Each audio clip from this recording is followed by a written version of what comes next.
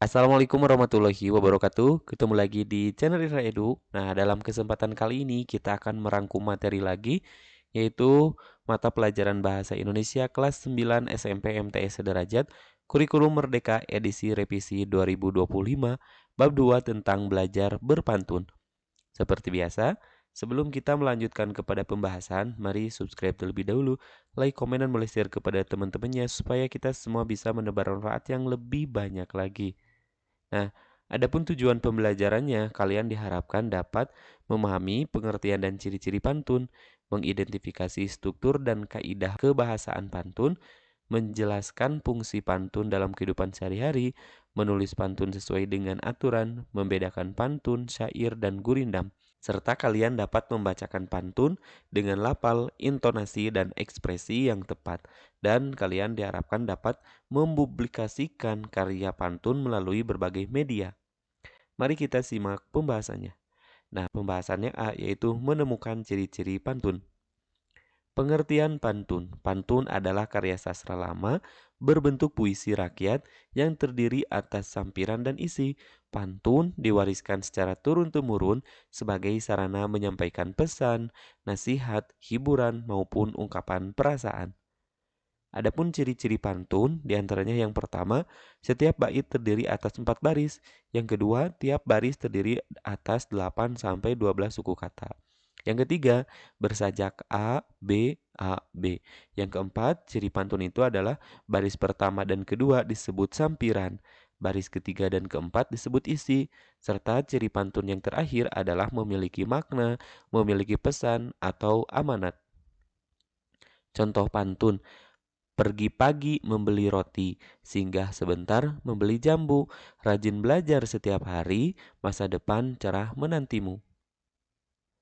Nah, sampirannya pergi pagi membeli roti, singgah sebentar membeli jambu. Adapun isi dari pantunnya yaitu rajin belajar setiap hari, masa depan cerah menantimu. Jenis-jenis pantun itu ada 6. Yang pertama pantun nasihat, berisi pesan atau ajakan berbuat baik. Yang kedua jenis pantun itu adalah pantun jenaka, berisi humor atau kelucuan. Yang ketiga pantun teka-teki, berisi pertanyaan yang jawabannya harus ditebak. Jenis pantun yang keempat yaitu pantun cinta, berisi ungkapan kasih sayang. Jenis pantun yang kelima yaitu pantun agama, berisi ajaran keagamaan. Dan jenis pantun yang keenam yaitu pantun adat, berisi nilai-nilai budaya dan adat istiadat. Sub pembahasan yang berikutnya yaitu bagian B, penggunaan pantun dalam kehidupan sehari-hari. Fungsi pantun diantaranya ada 5. Yang pertama sebagai hiburan, pantun menghibur pendengar melalui permainan kata. Yang kedua fungsi pantun itu sebagai nasihat, yaitu pantun menyampaikan pesan moral secara santun. Yang ketiga, fungsi pantun itu sebagai sarana pendidikan. Pantun membantu menanamkan karakter positif. Fungsi pantun yang keempat yaitu sebagai media komunikasi. Pantun digunakan dalam percakapan, perlombaan, atau acara resmi. Adapun fungsi pantun yang kelima yaitu sebagai pelestarian budaya. Pantun merupakan warisan budaya bangsa yang harus dilestarikan. Contoh penggunaan pantun di dalam acara pernikahan adat, pembukaan pidato, perlombaan pantun, pembelajaran di sekolah, media sosial, dan konten kreatif digital. Nilai-nilai dalam pantun diantaranya ada nilai kejujuran, kerja keras, disiplin, gotong royong, tanggung jawab, sopan santun, dan cinta tanah air. Subpembahasan yang ketiga yaitu belajar menulis pantun. Langkah-langkah menulis pantun itu ada 6. Yang pertama tentunya menentukan tema. Contohnya tema pendidikan, persahabatan, lingkungan, kesehatan, dan keluarga. Langkah yang kedua yaitu menentukan isi. Isi merupakan pesan utama yang ingin disampaikan. Langkah yang ketiga yaitu membuat sampiran. Sampiran disusun agar memiliki bunyi akhir yang sesuai dengan isi. Yang keempat, menyesuaikan rima. Gunakan pola A, B, A, B. Yang keenam, memperhatikan jumlah suku kata. Sekitar 8 sampai dengan 12 suku kata setiap baris. Yang keenam, langkahnya itu adalah menyunting pantun. Periksa kembali rimanya, suku kata, serta makna dan ejaan. Contoh pantun pendidikan, ke pasar membeli pepaya, pulang membawa buah mangga. Belajarlah dengan semangat selalu agar cita-citamu mudah tercapai. Yang berikutnya tips dalam menulis pantun. Gunakan kosakata yang menarik, hindari kalimat terlalu panjang, sesuaikan sampiran dengan rima, serta gunakan bahasa dan santun dan sampaikan pesan secara jelas. Pembahasan yang keempat yaitu membandingkan pantun dengan syair dan gurindam.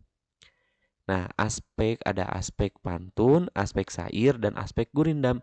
Nah, kalau dari aspek jumlah baris, pantun itu terdiri dari 4 baris, syair terdiri dari 4 baris, sedangkan gurindam terdiri dari 2 baris.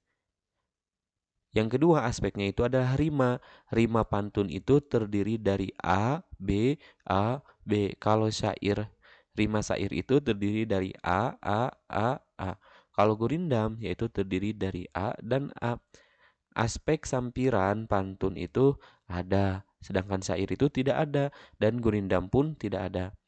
Isi pantun baris ketiga dan keempat, isi dari syair semua baris, sedangkan isi dari gurindam semua baris juga.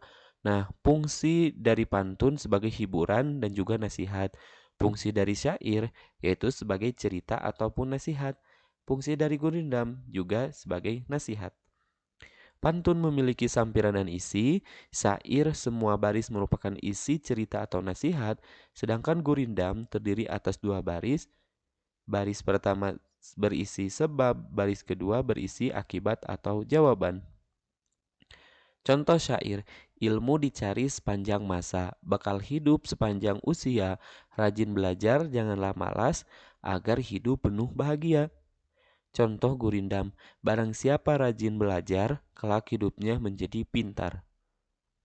Persamaan pantun, syair, dan gurindam sama-sama puisi lama, memiliki rima, mengandung pesan, serta menggunakan bahasa indah. Perbedaan pantun, syair, dan gurindam. Pantun memiliki sampiran dan isi, sedangkan syair dan gurindam tidak memiliki sampiran. Pantun menggunakan pola rima A, B, syair polanya A, dan gurindam adalah A dan A. Yang berikutnya pembahasan yang kelima yaitu melisankan pantun. Melisankan pantun berarti membacakan atau menyampaikan pantun secara lisan.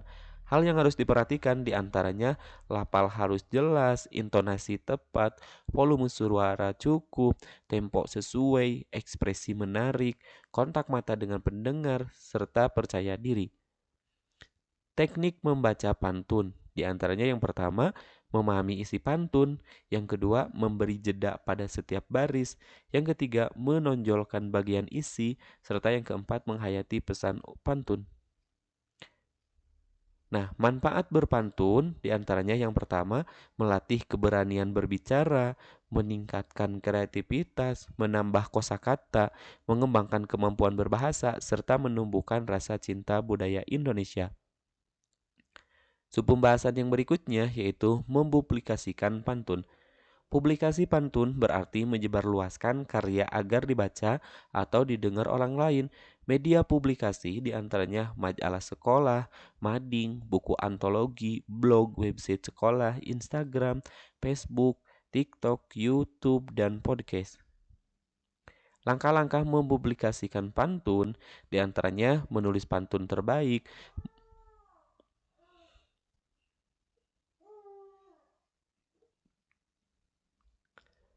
Langkah